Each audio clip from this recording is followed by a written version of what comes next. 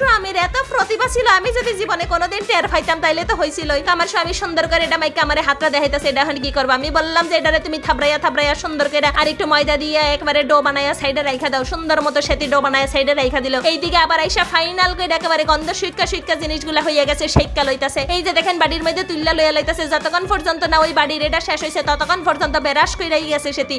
আর এত সুন্দর গন্ধ বাইরেছে, মাগো মা, এত সুন্দর সুঘ্রাণ, এত সুন্দর সেন্ট স্বামীর এই প্রতিভা দেখে আমি পুরাই বিমোহিত। স্বামীর গিলির রেডি হয়ে গেছে, এখন সেটি পরোটা বানাবে, আমারে দেখাইতেছে এরকম নাটাই দিয়া ছোট গালে কত গুড ডিউরাইছি। আরে তুমি যে কি বলো না, পরোটা বানানো কোনো ব্যাপার নাকি? আজকে দেখাবো তোমারে কত ভালোবাসি, তোমারে ভালোবাসা বাসা আজকে আমি পরোটা বানাবো। হ্যাঁ তুই তো পরোটারে এমন থাবরান থাবরাইতেছে, আমার তো কিলাই পরোটার কথা মনে পড়ে গেছে। ভাবলাম স্বামী সাইডটা ফার্স্টটা পরোটা বানাবে। ও মা, হেতি বেড়া মানুষ এমন বুইতে মারা সাইজের কতগুলো ডো বানাইছে, দেখেন এমন বুইতে মারা নি পরোটা বানাবেন সে।